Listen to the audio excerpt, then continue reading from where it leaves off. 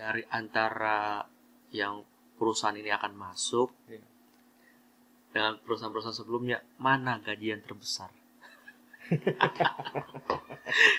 Oke, jadi gini Bas. Jadi saya melihat CV-CV-nya Bas Fredrik gitu ya. CV-CV-nya Bas Fredrik itu ada yang dari Bumi Armada, Alam Maritime, dari Irsat, dari Gulf Marine Service, terus sampai ini jadi port engine, technical manager ya. Iya. Dan juga terakhir dari markup gitu. Jadi coba dong Bas Fredrik, awal karir Bas Fredrik itu seperti apa gitu?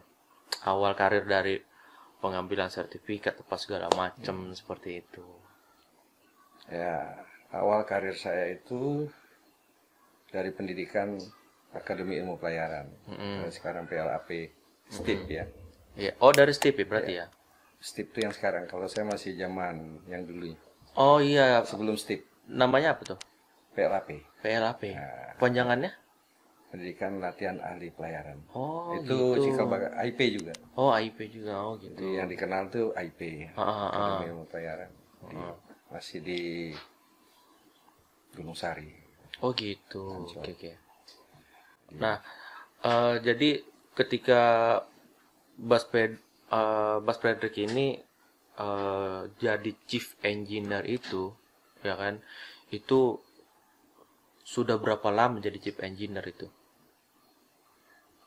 Saya jadi chief engineer udah lama ya. Udah cukup Dari lama ya. tahun 99. Heeh. Dan sampai sekarang. Oh sampai sekarang berarti udah cukup lama juga berarti ya berarti. Nah jadi ini kan karena kayaknya kalau saya lihat di CV-nya Bas Fredrik ini udah melalang buana di daerah UAE kayaknya nih ya kan, di Yang paling lama di sana. Irsat, GMS dan Markup ya kan. Nah ini AHTS, HTS itu gimana sih Bas kerja di HTS itu? Mungkin Bas bisa deskripsiin lah di ATS kerja itu seperti apa. Kalau AHTS itu definisinya itu anchor handling, tug and supply. Jadi pekerjaannya itu multifunction. Oh ya. Jadi equipment di atas kapal pun juga cukup banyak. Cukup banyak. Kalau AHTS itu dia bisa anchor handling, dia juga bisa running cargo. Nah, kalau jadi kelengkapannya itu ada winch-nya, ada sakjo dan sebagainya berkaitan untuk anchor handling. Oke, siap. Nah, yang untuk running cargonya juga dilengkapi dengan tangki semen. Oh, Kemudian tangki kargo bahan bakar, tangki kargo bahan bakar, tangki kargo air, dan space deck-nya itu lebih besar. Oh, space deck-nya ya. Ya, karena dia untuk running cargo dia banyak bawa equipment untuk offshore. Oh, offshore. Iya. Nah, di AHTS kan ini kan mungkin di Irsat GMS Markup ini Bas pasti banyak mix crew gitu kan. Iya. Di sana ada ini enggak apa namanya ada perbedaan suku kah atau bagaimana kah atau perbedaan salary kah gitu. Ini antara Indonesia dan mungkin ada India, Filipina, Ukraina, ya kan? Kalau perbedaan itu relatif. Perbedaan relatif ya. Karena itu sifat dasar dari manusia. Kompetisi dan relasi. Jangankan dengan antar bangsa, kita sendiri kalau di antar suku aja kita tentu ada perbedaan. Iya. Tapi perbedaan itu bukan menjadi hambatan, justru menjadikan kita untuk supaya bisa melatih diri kita bagaimana berkomunikasi, menjadi tim kerja, agar berhasil dalam setiap proyek kerja kita. Nah, saya lihat Bas Fredrik di ada Atma Approval. Itu Atma Approval dapatnya di mana? Di Irsat, GMS apa di GMS. Markup? Oh, di GMS. Itu dapat Atma Approval itu Di kapal apa itu, Bos? Saya dapat ATMA approval itu 2014 di kapal Helios 5501. Oh, Itu saya termasuk gelombang pertama. oh gelombang pertama. Ya, pertama kali ATMA approval itu diperlakukan oleh ATMA sendiri. Itu jobnya apa itu? AHTS ya? Anchor job? AHTS. Anchor job? Nah, Apa? jadi ATMA approval ini kan dia punya klasifikasi. Oh, oh. Nah, kebetulan yang saya dapat itu approval untuk AHTS karena waktu itu dilakukan examination itu saat kita lagi on board pada saat itu. Oh Di iya. kapal apa? Nah, jadi LCT lain lagi. Iya, iya. Ya, jadi masing-masing punya kategorial gitu. Iya, betul, betul. Nah, kebetulan waktu saya examination itu di AHTS. Oh, jadi di Atma Approval itu checklistnya HTS ya? Ya, Oh. AHTS. Jadi dan apa namanya? Biasanya mereka itu berkaitan dengan project mereka. Di sana proyeknya apa aja sih? Ya, artinya kita di charter sebagai apa gitu. Jadi project itu kan banyak. Namanya offshore itu generalnya ya. General. Oh. Ada project saat itu dia charter kita untuk Oh, remove ritmu, atau sebagai running cargo. Itu masuk logistik. logistik. Atau anchor handling, running anchor ya. Dan seterusnya. Iya, iya. Ini Irsat ini kalau saya sempat melobi ke sana, Irsat mau tembus tapi agak sulit ke sana. Ya. Karena Ini Irsat bus direct sendiri atau bagaimana? Nah, saya juga melalui agensi. Oh, melalui agensi juga ya. Oh, gitu. Cuman memang Irsat ini dia itu perusahaan negara. Ya, perusahaan pemerintah lah ya. Ya. Oh, kayak macam BUMN ya. Ya, kayak Ya, gitu. Dia itu ya. masih dalam naungan ADNOC. Oh, naungan ADNOC dia. Ya, dan office-nya di Khalifa Street itu satu gedung dengan ADNOC. Oh, satu gedung dengan ADNOC Ya. dia. Jadi mereka itu sama satu grup. Oh, gitu. Nah, Nah, ini antara kayak apa ya? Irsat sama Al Jaber ini sama nggak sih? beda. Beda ya? Aljaber itu private company. Oh, private company. Ya. Oh, gitu ya. Kalau Irsat itu ya kayak BUMN. BUMN ya. Nah, cuman jaminan sosialnya bagus. Oh, kalau Irsat jaminan sosialnya bagus. Ya, dia yang di bawah ADNOC itu yang saya tahu selain dari Irsat itu Esnat. Ya, Esnat, benar ada Esnat. Nah, Ya. Cuman ya itu Irsat sama Esnat sama. Adik kakak atau bagaimana? Atau satu grup satu ADNOC grup ini, dia. di bawah naungan ADNOC. Tapi dia tidak satu rumah ya, artinya Oh, gitu. satu bendera enggak. Tapi di bawah grup itu tadi, di bawah ADNOC. Tapi Esnat juga bagus ya. Ya. Esnat juga bagus ya. Bagus jam sosnya. Jam sosnya bagus ya. Karena kita di situ kan di rumah tetap dibayar. Jadi kita off payment. Oh, di rumah payment juga. Off payment. Oh, mantap. Jadi kita bukan short contract, tapi kita itu employee. Oh, gitu. Nah, kita jadi karyawan. Iya, iya, iya. Nah, jadi kerja nggak kerja, gaji tetap dibayar. Oh, Nah, enak loh berarti. Nah, kenapa nggak lanjut lagi? Di Irsat sama juga? Off-nya di Irsat dibayar? sama, ya. Kenapa nggak lanjut lagi? nah, saya Lanjut ke GMS. saat itu karena ini sebenarnya alasan pribadi. Oh, alasan pribadi. Jadi karena Irsat ini kan dia lebih cenderung itu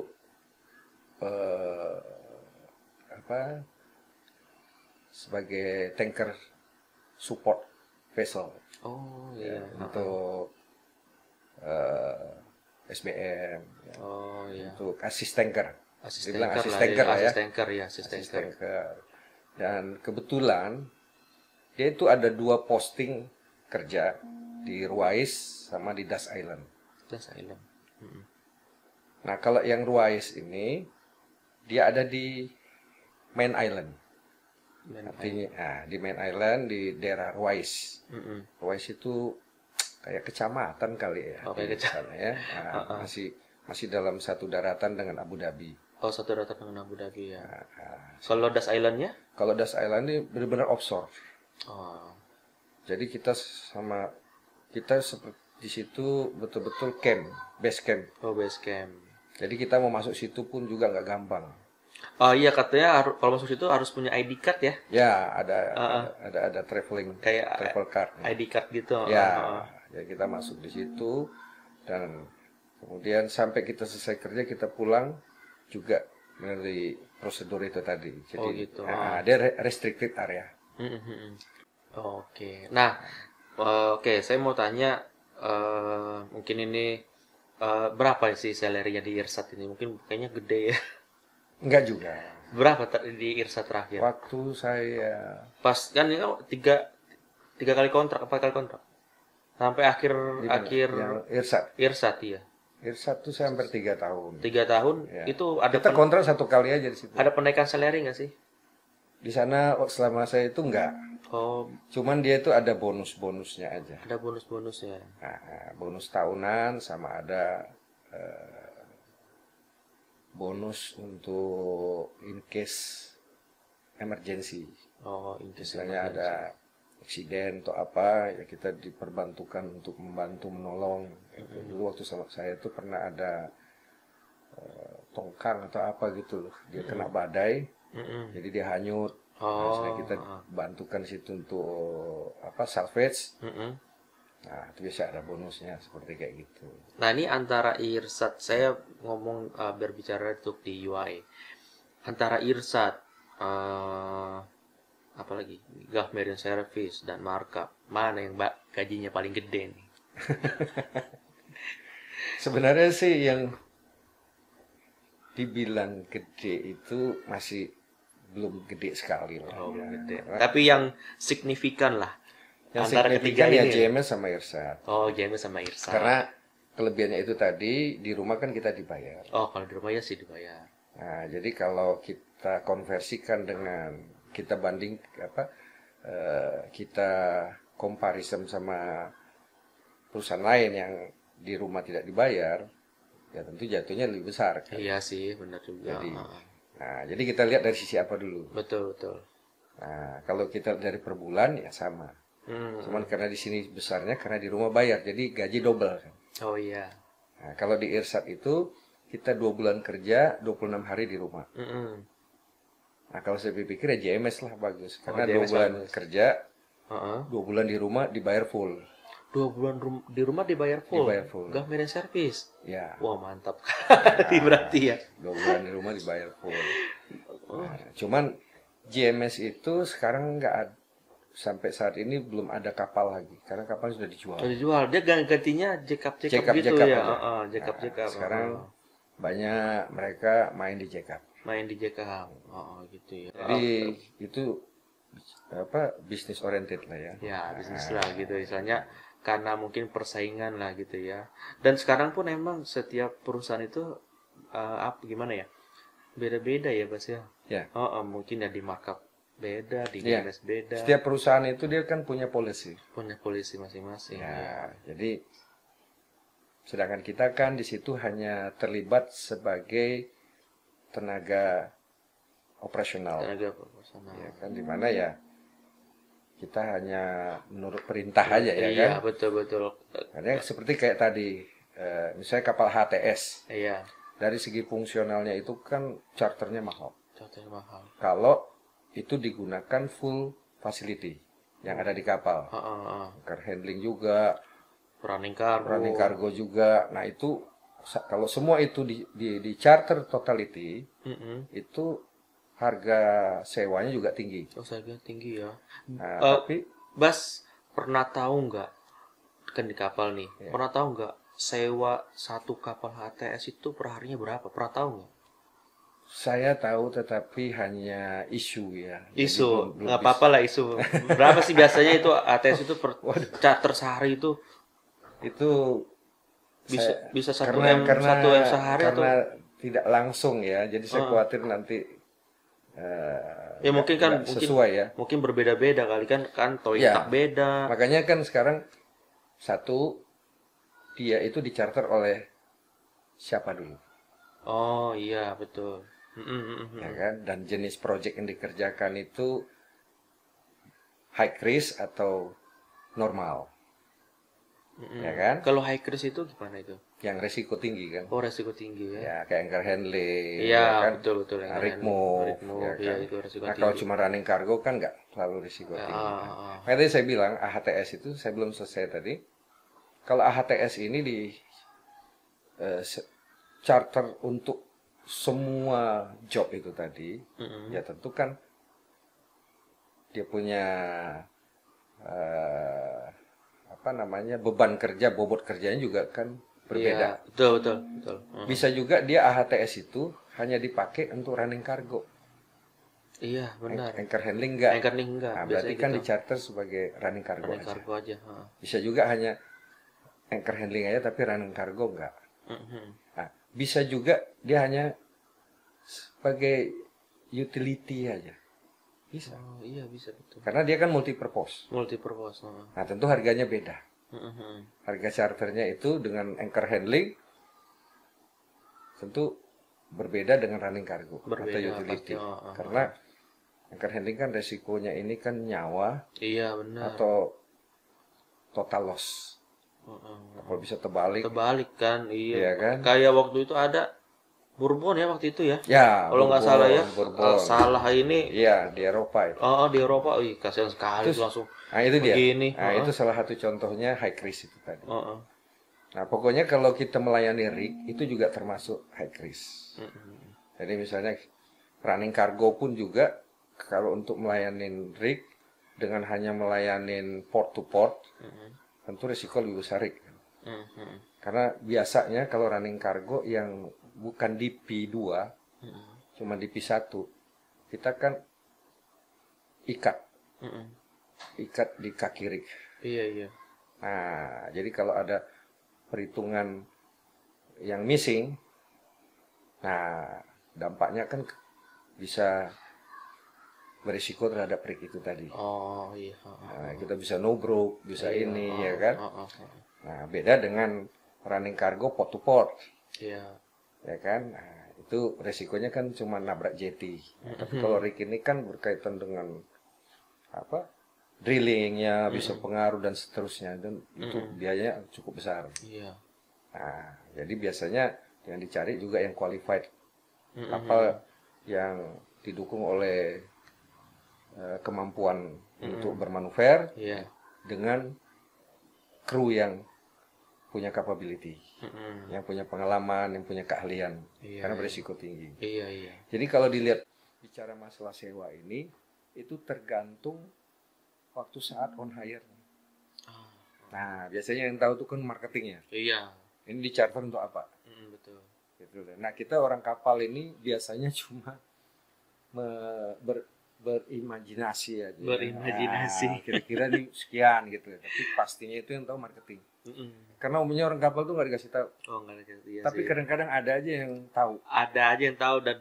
Tapi nggak bisa verbalkan.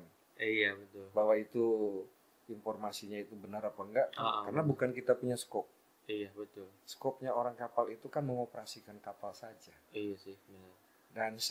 Dan dokumen berkaitan dengan operasional kapal itu tadi.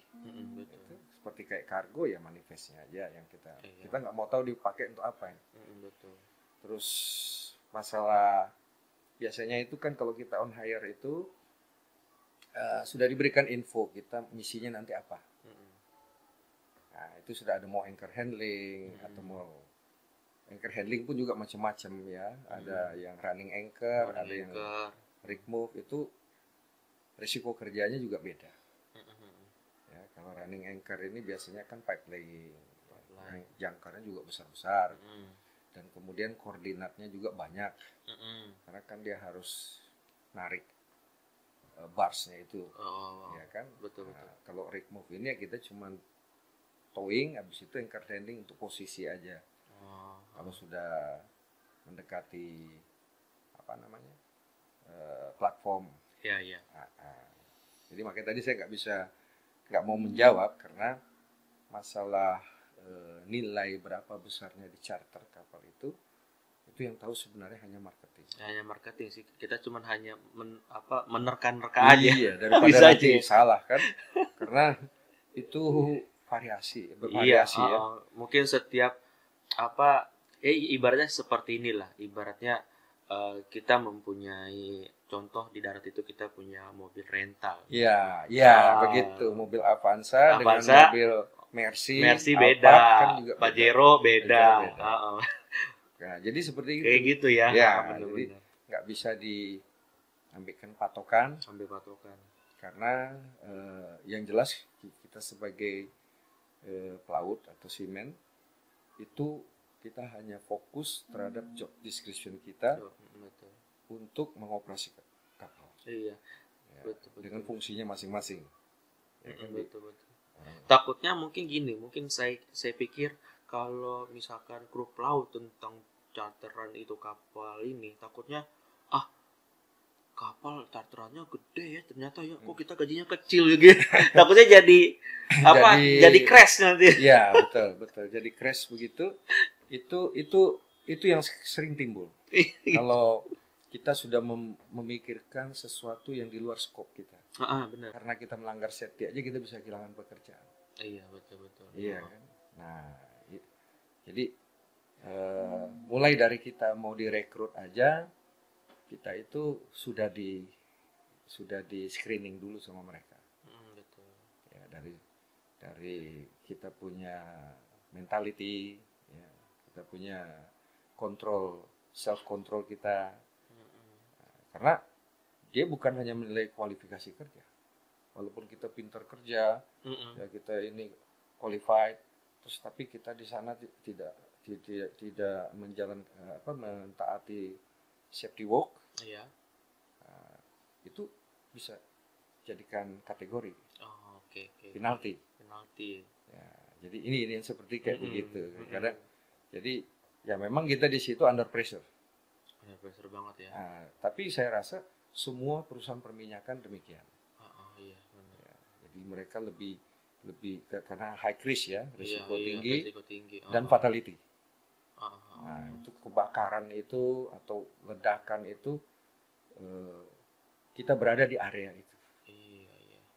Dan apalagi kalau di offshore itu waktu saat mereka lagi maintenance platform atau lagi drilling, posisi kita kan di bawah rig. Ya, betul, di bawah rig. Nah, itu resiko yang paling besar tuh H2S. H2S. Ya. Itu yang sering ditanyain sama owner-owner itu, Bos. Ya. H2S ini nih dia kan keluar dari perut bumi. Nah, jadi kalau tapi kita semua itu kan kalau di UAE itu ada trainingnya H2S. Ada. Bagaimana ada trainingnya. Dan kita juga orang yang pada saat kita di bawah kaki rig itu kita melakukan aktivitas di bawah itu, itu kita harus gunakan H2S detektor. Gitu. Nah, itu biasanya dipasang di badan. Ya, dia berupa. Nah, kemarin sempat ada yang ditanyain, itu H2S detektor itu taruhnya di mana? Taruhnya di sini kah? Atau di sini kah? Gitu. Taruhnya di sini. Di sini berarti ya? Di sini. Oh, di sini ya? Dijepit sini berarti ya? Nah, supaya langsung bisa lihat kan. Oh, di sini ya berarti ya? Di cantreng.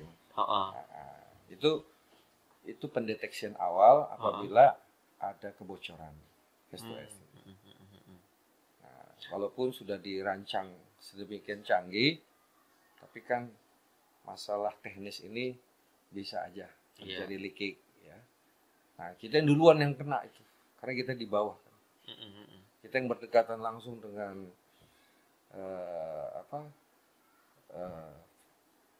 pipa itu. Gitu ya. Ya, pipa drilling itu.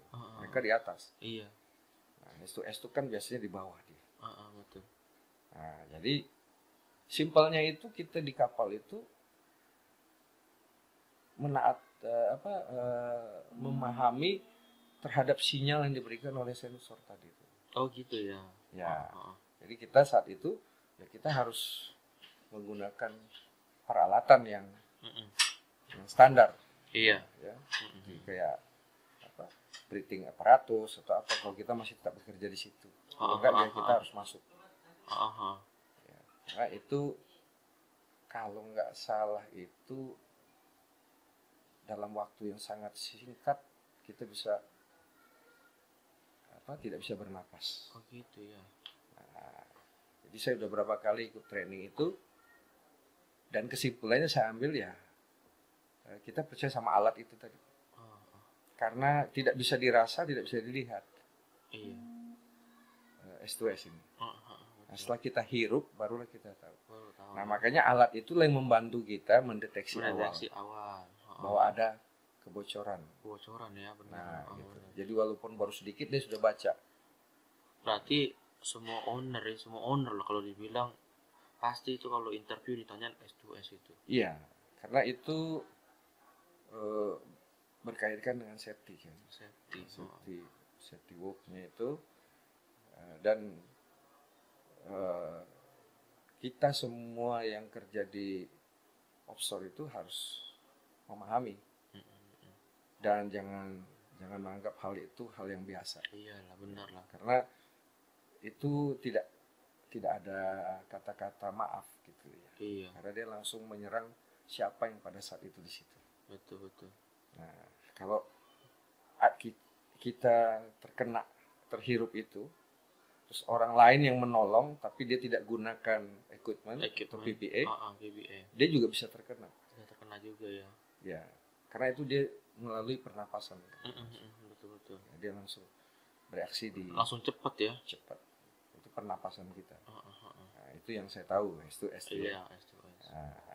Nah, nanti kan Mas Frederick ini ya nanti berangkat ke company saya ya di namanya di Abu Dhabi, Dubai, seperti itu. Nah, kemarin Mas Frederick ini sempat di interview dengan dua interviewer lah. Dua divisi. Dua divisi. Pertama dengan crew manajernya dan kedua dengan technical departemennya ya. Oke, ini waktu interview pertama Mas Frederick ini gimana sih awalnya interview pertama dengan dia?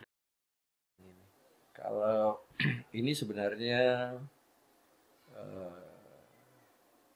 sistem aja. Oh, sistem aja ya. Jadi ada beberapa perusahaan cuma 1 kali interview, ada yang 2 kali, ada yang 3 kali. Nah, kebetulan yang terakhir ini 2 kali. 2 kali ya. Oke, kita fokus yang terakhir ini aja. Iya. Yang pertama itu biasanya itu dari crewing, dia hanya mengklarifikasi kita punya dokumen yang kita kirim ke mereka melalui CV.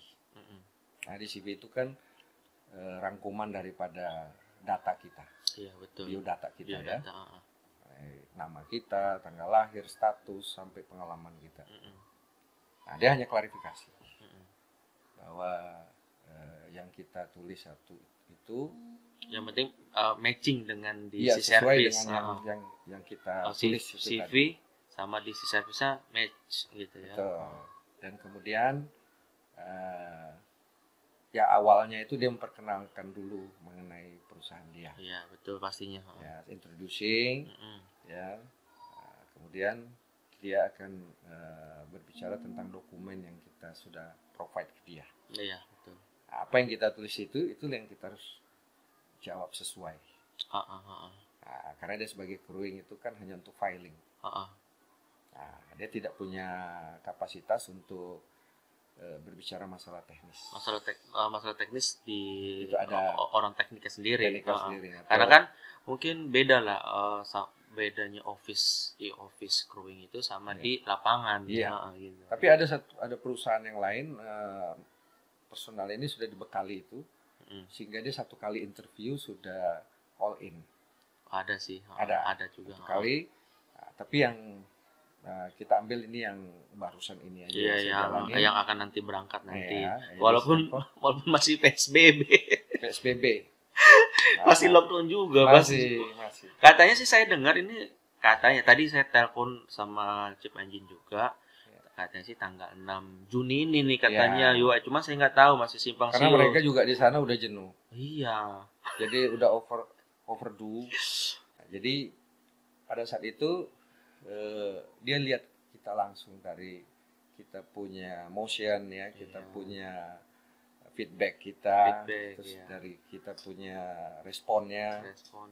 Nah, jadi itu sudah masuk dalam satu paket. Kalau saya perhatikan di personalnya itu. Iya. Nah, jadi sebenarnya pertanyaan dia itu kan nggak susah.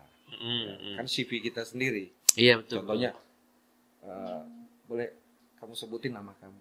Masa kita nggak tahu nama kita. Iya betul. Umur tanyain. Status.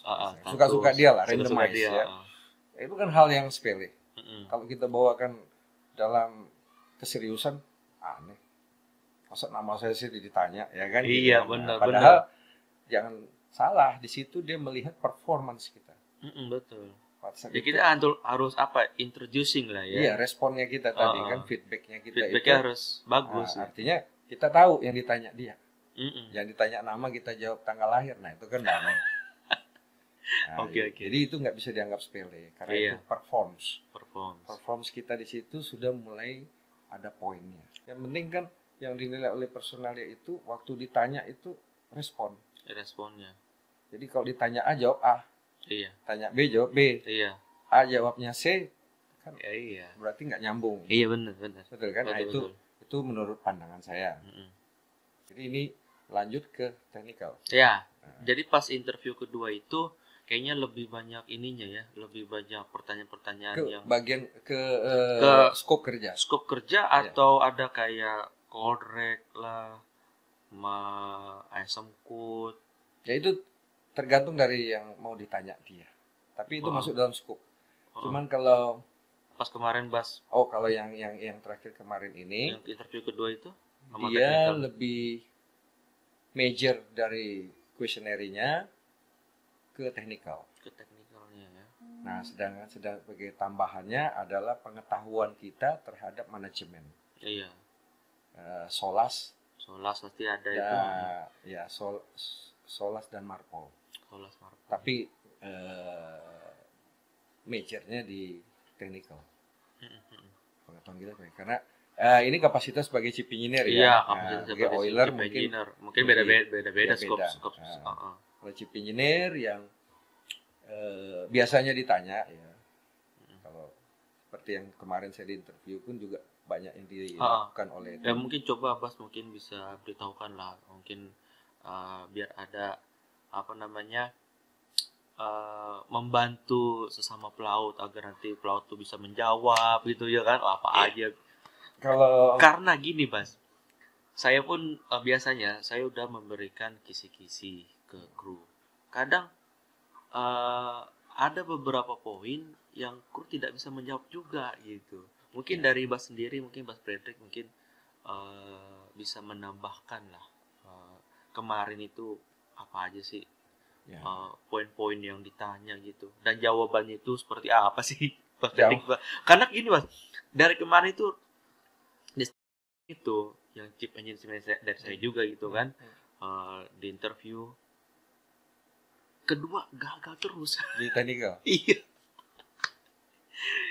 Jadi sebenarnya dari keseriusan kita waktu saat kita bekerja.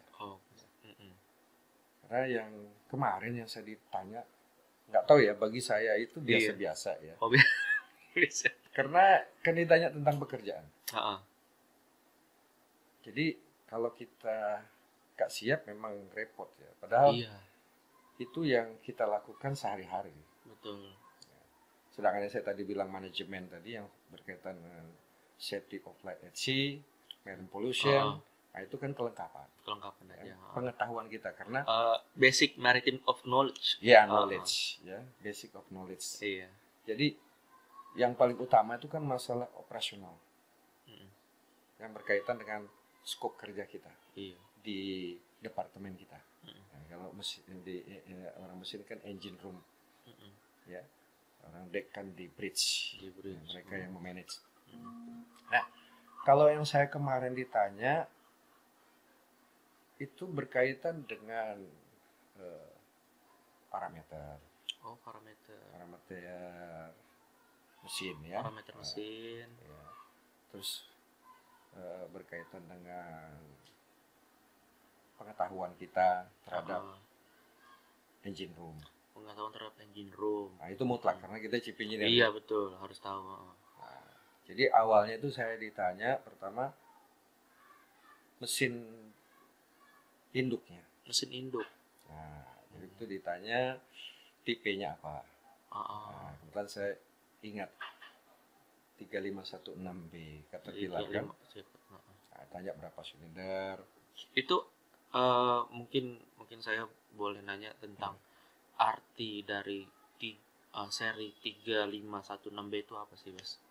Itu kode dari maker. Mungkin ada dia punya arti, tapi saya gak sempat mau cari tahu itu. Iya, karena ada 3561B, 1C. Ya, itu kan serial. Ya. Karena itu nomor serial. Nomor serial. Jadi 3516 berarti 6 silinder kiri kanan. Ya. Nah, jadi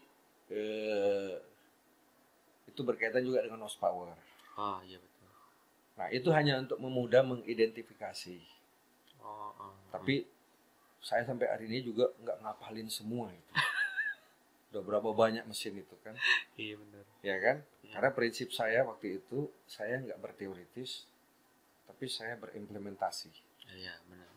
Daripada saya banyak mengetahui tentang mesin itu, tapi untuk maintenance-nya saya nggak bisa. Benar.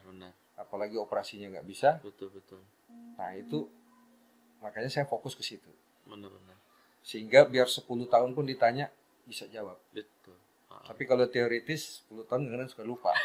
Iya benar. Karena ya, kan semakin karena itu hafalan. Umur kita bertambah. Nah, karena itu hafalan. Iya hafalan itu. Tapi kalau masalah teknis kan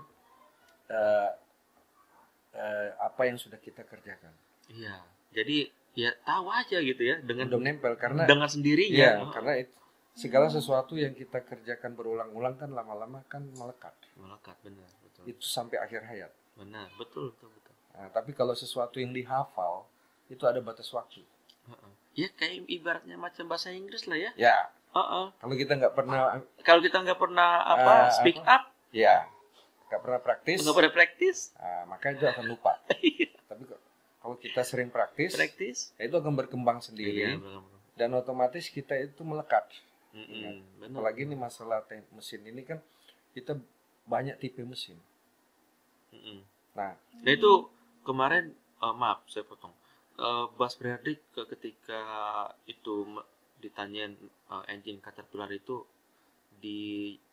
disuruh ini jawab alurnya ini bagaimana gitu apa? Enggak, itu biasanya dari pengalaman saya kita yang memancing dia. Oh, gitu. Jadi usahakan kalau ditanya itu jangan menjawab dengan kata-kata bersayap. Jadi yang ditanya aja aja. Iya.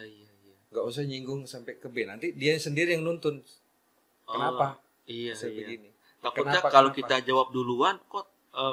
Iya, kita yang memancing. Dicecer terus banget nanti. Karena kita hindari dia gunakan kata-kata why. Oke. Itu kalau sampai dia tanya A, terus kita jawab, tapi jawaban itu dia masih belum approve. Iya. Dia masih tanya why. Itu berarti kita sendiri yang memperluas jawaban kita nantinya. Iya. Jadi usahakan tanya A jawab A. Apa nih? Jawabnya simple tapi padat atau bagaimana? Iya. Artinya seperti kayak gini. Kayak dia ada satu pertanyaan yang saya jawab, maaf, saya tidak tahu. Kita harus berani. Dan kita yakin bahwa kemarin bilang kayak gitu pernah. Ada yang pertanyaan dia itu memancing. Dia tanya tentang apa? Saya, kenapa temperatur silinder sebelah kiri dengan sebelah kanan tidak sama? Saya bilang, oh maaf, saya tidak pernah perhatikan hal itu. No idea for the time being. Saya tidak paham seperti itu. Kenapa sebelah kiri sebelah kanan? Ya kan? Oh iya, oke. Karena nggak perlu kan. Iya. Kita kan sekarang kan ngikutin manual, ya kan sudah. Itu kan berkaitan dengan maker, alasan dari maker. Mungkin di sekolah perlu. Iya. Tapi dalam praktisi nggak perlu. Selagi itu aman, masih dalam kategori ketentuan dari maker, why? Kita mau pikirin. Betul. Ya kan? Itu unknown destination. Tapi waktu dia tanya kepada saya, ya, berapa tekanan loop oil atau working pressure. Nah, kalau kita sudah sebagai CP engineer yang sudah terjun langsung lapangan, tentu kita harus tahu dong. Karena itu sebagai indikator. Itu dibilang parameter tadi. Untuk kita mengetahui kondisi kita punya viskositas atau kekentalan minyak ini masih layak apa enggak. Kita nggak usah mikirin dia punya SAE-nya berapa, gimana bisa. Itu laboratorium. Betul. Kita di situ dari maker tunjukkan untuk working pressure itu 5. Nah, kita jawab 5. Pada tanya kenapa harus 5? Oh, that is recommend of maker. Selesai. Iya. Gak usah kita berlilit. Ya. Karena kita kan kerja semua ini kan ada ketentuan. Jadi kita bukannya suka-suka kita. Ya kan? Iya. Nah, terus pada pressure berapa alarm berbunyi? Saya juga kadang lupa ingat. Karena pressure yang berapa ya? Kadang kalau pressure sudah rendah bunyi kan. Tapi batasnya berapa yang sebenarnya? Kan kita nggak tahu. Terus Bos jawabnya? Saya bilang less than 3.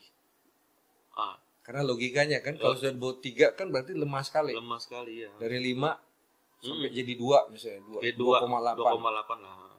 Nah ya kan, padahal saya sendiri nggak tahu persis. Ya kan? Oke. Karena kan secara teknis ini manual kadang-kadang sudah nggak bisa dipakai. Betul. Manual mungkin tulis 3 bunyi. Padahal karena mesin itu sudah lama, bisa jadi 3 dia belum bunyi. Karena sensornya sudah nggak sensi lagi. Nah, gitu kan? Iya. Nah, ada juga yang sensornya sudah nggak benar, masih 3,5 bunyi. Ya kan? Namanya kan mesin ini kan beda, mesin baru sama mesin yang sudah belasan tahun, bahkan puluhan tahun. Iya, betul. Iya kan? Nah, tapi saya karena kita peduli waktu di kamar mesin, makanya sebagai CP engineer itu harus peduli. Iya, benar. Jangan cuma general checking. Iya. Pressure yang working pressure-nya berapa? Karena kan itu sebagai patokan untuk kita maintain loop oil maintenance. Ya kan? Walaupun di manual, buku manual itu ditulis 1000 jam. Oh, itu 1000 jam ya. 1000 jam, ya. Tapi itu kan dalam baru. Nah, waktu saat praktisi di lapangannya, kan bisa karena kan kondisi mesinnya sendiri yang cepat, yang overheat sehingga cepat merusak characteristic loop oil, sehingga jam kerjanya bisa lebih cepat. Iya. Atau kedua, kualitas daripada loop oilnya. Oh, gitu ya. Bisa. Betul. Nah, kita orang di kapal mana tahu hal begitu. Kan itu kan urusan di laboratorium. Iya, benar-benar. Kita cuma tahu SAE-nya sekian. Saya 40. Oh, untuk managing. Iya kan? Betul. Terus dia tanya sama saya, bagaimana kamu ngecek mesin itu loop oil itu masih kondisi dalam keadaan layak pakai apa enggak? Bagaimana caranya? Nah, terus saya bilang, jawabnya? Saya hanya melihat dari tadi pressure. Kalau pressure turun, berarti dia punya viskositas too low, sudah nggak kental. Ya. Terus kedua bisa juga filter itu sudah banyak mesh, udah banyak udah tersumbat karena kotor, ya kan? Makanya harus diganti karena dihambat oleh kotoran ini tadi. Filter itu kan mesh itu kan ukuran dia, untuk supaya bisa lewat ini cairan. Iya. Tapi kalau kotoran sudah banyak, dia akan nyumbat. Iya. Maka pressure akan down. Oh, gitu. Nah, terus touch by hand, physically. Ya kan? Betul. Nah, saya bilang kalau di tangan bisa kita rasa kalau banyak gram. Banyak gram. Itu sedimen. Ya. Terus dia tanya lagi, apa akibatnya kalau oli itu tidak layak pakai? Kan bilang engine broken. Iya, betul. Saya nggak mau jelasin segala macam movement part begini. Iya, takutnya nanti jelasin. Nanti dia akan lebar itu. Iya, kenapa ngerembet. begitu? Kenapa begini? Jadi jawaban Bas Fredrik ini kemarin berarti deket-deket aja ya. Iya, situasional. Takutnya kalau kita jauh-jauh, ya, malah kita jawab intinya itu kan kondisi lapangan. Kita bukan di sini kita sebagai dosen. oh iya benar. Beda lah.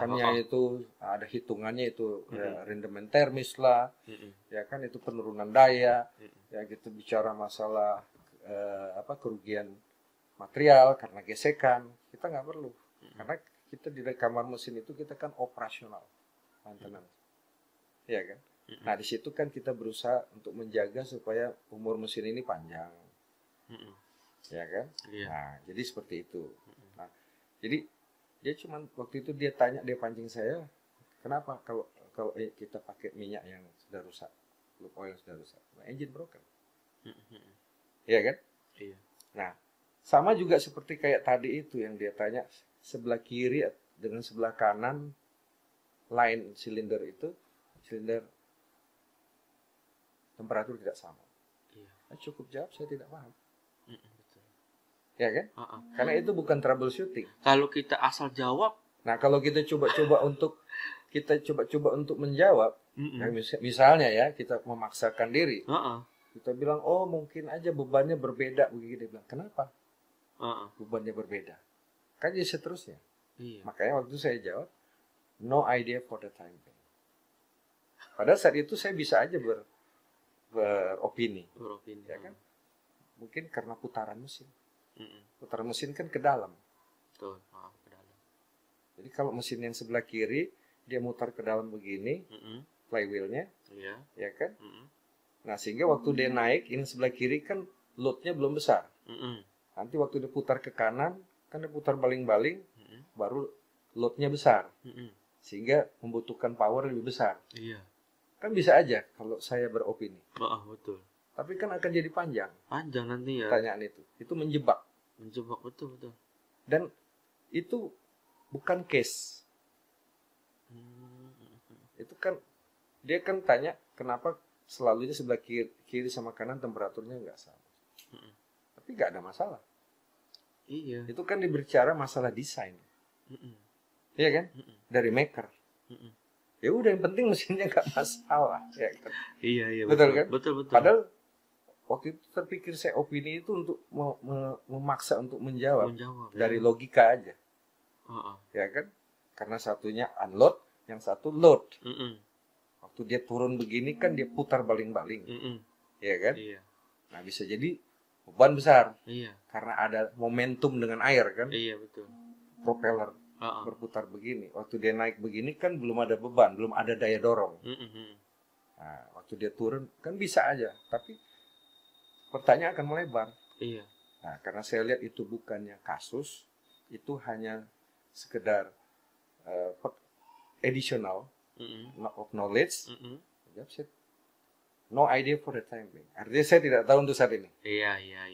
Berarti jawaban Bas kemarin itu istilahnya simple tapi padat gitu ya. Gitu ya. Nanti kita jawab itu yang praktis di lapangan. Iyalah. Yang ya kata orang itu yang tidak mengada-ngada, yang orang bilang yang layak dilakukan oleh seorang engineer. Iya. Nah, itu ternyata dia bisa menerima. Dia nggak permasalahkan itu tadi. Karena memang itu pertanyaan iseng.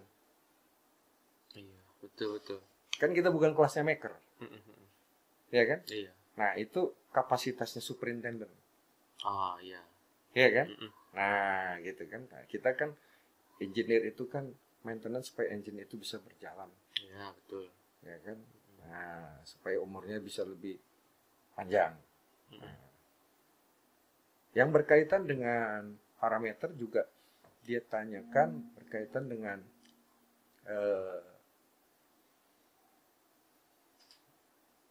middle RPM dengan high RPM. Pas kemarin ada itu. Ada itu. Nah, itu berkaitan parameter juga itu. Karena di sini berkaitan dengan engine secure. Ah, Jadi kita harus tahu high RPM-nya melebihi dari itu, maka kita harus ambil tindakan oke. untuk menegur ke bridge karena sudah abnormal RPM. Oke. Nah, kita harus ingat berapa RPM itu. Yang middle itu maksimum itu bisa sampai 1200. 200. Tapi untuk secure engine ya sebaiknya kita pakai 1000 aja. Oke. Ya, begitu juga low RPM. Mm-mm. Kita bisa adjust 600 sampai 660 atau 650. Tapi Iya. untuk normalnya ya sekitar 600, jangan lewat. Ya, Betul. itu sebagai langkah di mana kita sebagai seorang engineer itu kita benar-benar kita tahu, ya kan? Mm-mm.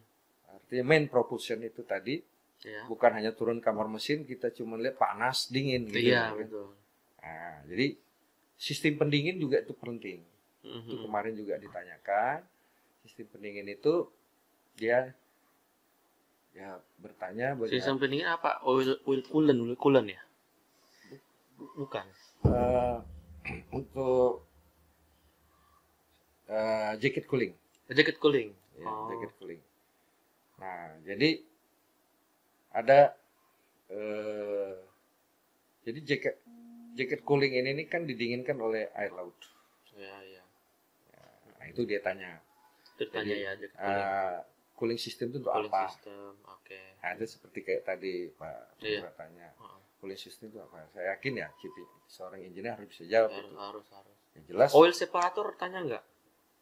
Ya, nah itu nanti masuk dalam skop manajemen tadi. Oh, scope manajemen. Oh, Nah, ini berarti yang kayak gitu-gitu berarti basic lah ya. Ya, yang paling penting itu tuh adalah masalah teknikal kan. Karena kita engineer. Engineer ya, chief engineer. Nah, engineer ini tanya cooling itu, terus fungsinya untuk apa? Heeh. Terus apa dampaknya kalau cooling itu abnormal? Iya. Temperature, Mm-mm. high temperature atau low temperature. Iya. Nah, otomatis ya silinder broken, Silinder. Oh, betul. ya, silinder liner broken.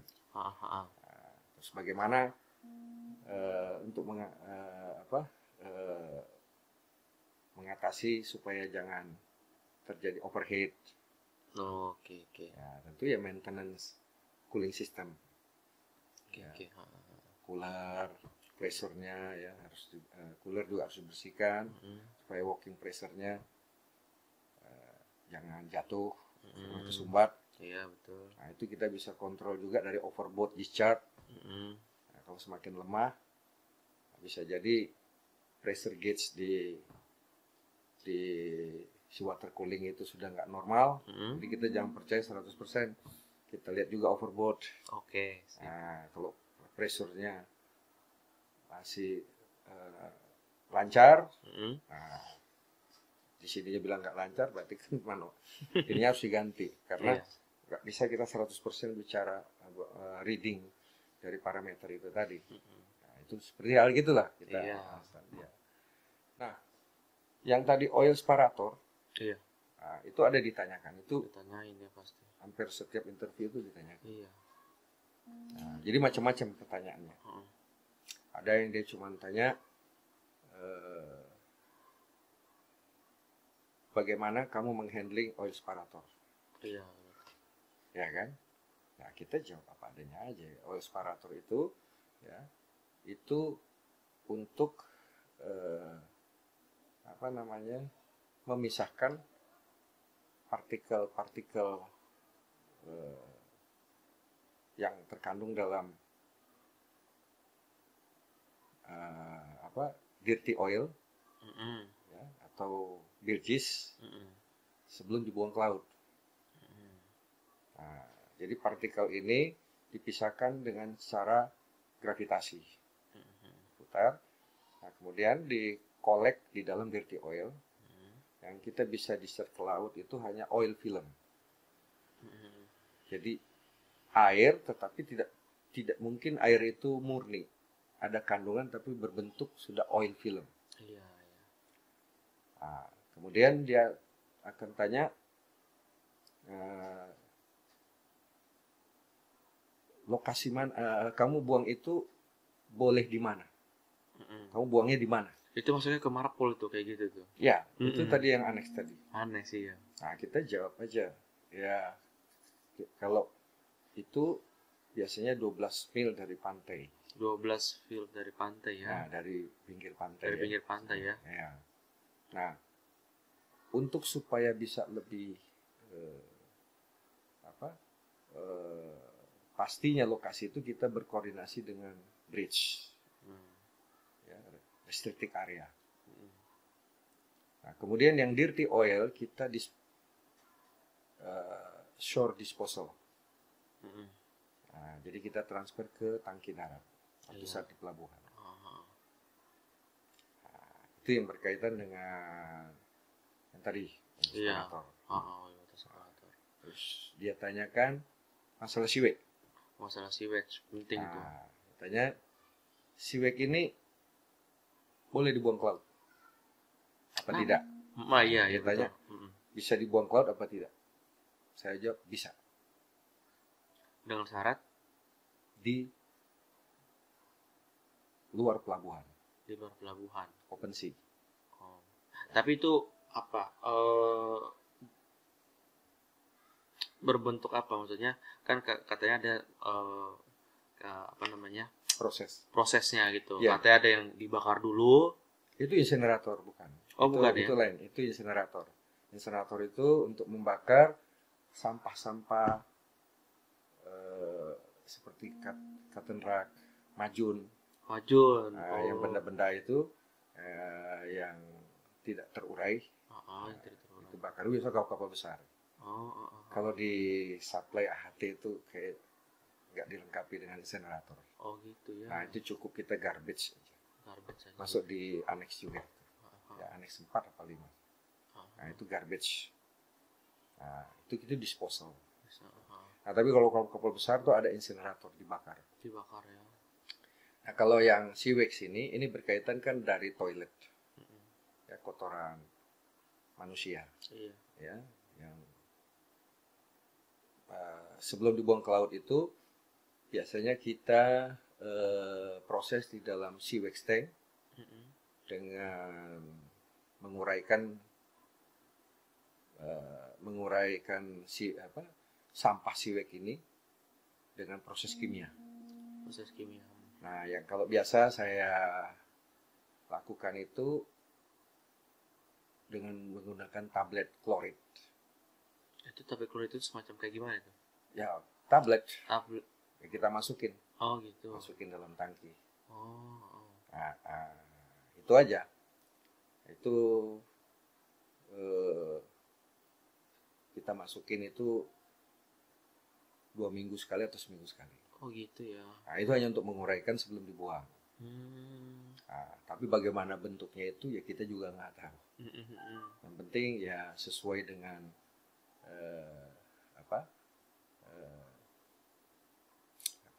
sesuai dengan prosedurnya, SOP-nya.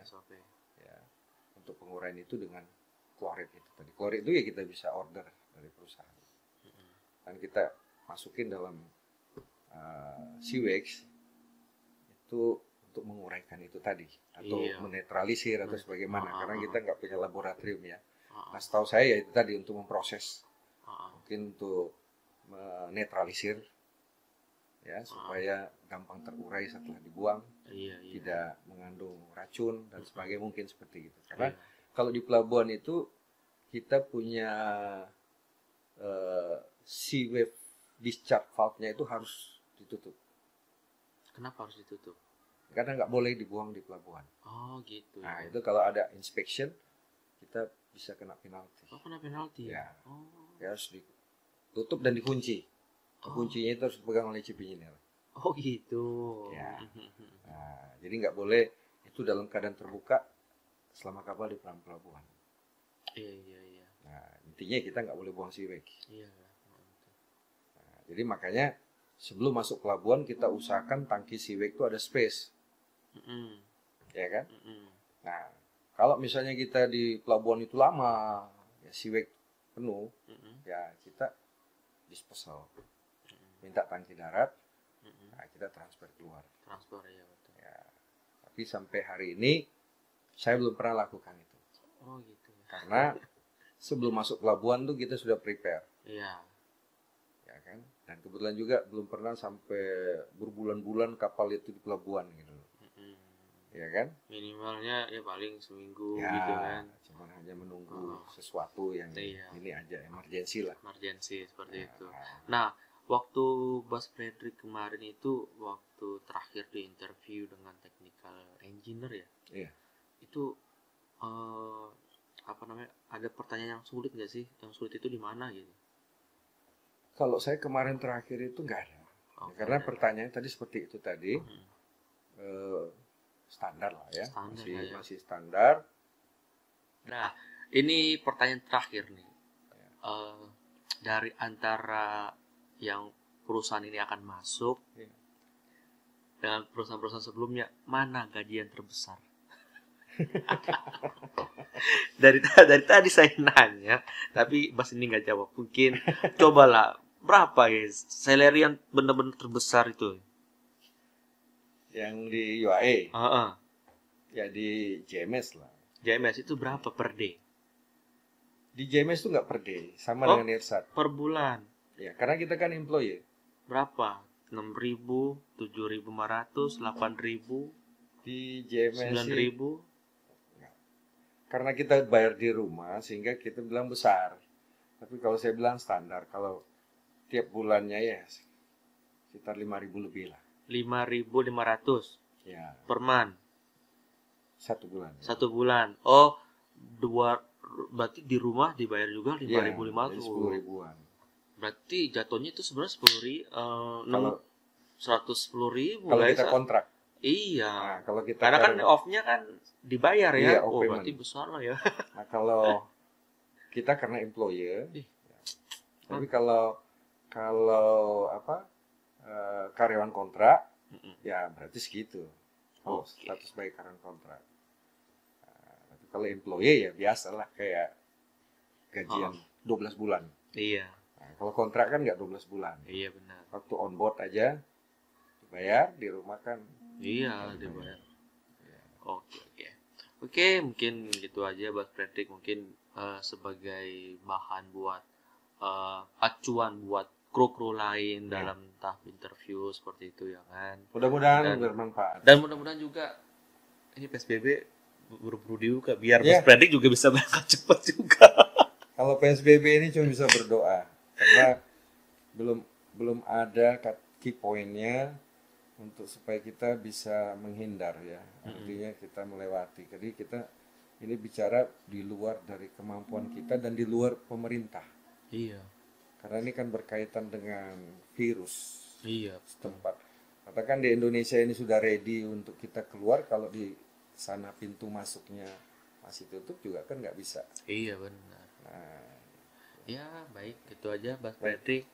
Nanti tunggu info dari saya aja, travel dokumennya. Nanti kalau misalkan nanti juga saya selalu update lah ke sana gitu Bas Fredrik. Yang penting sabar aja. Seperti itu ya Bas ya. Sabar sebagian dari iman. Oke, siap. Oke Bas ya. Oke, baik. Oke.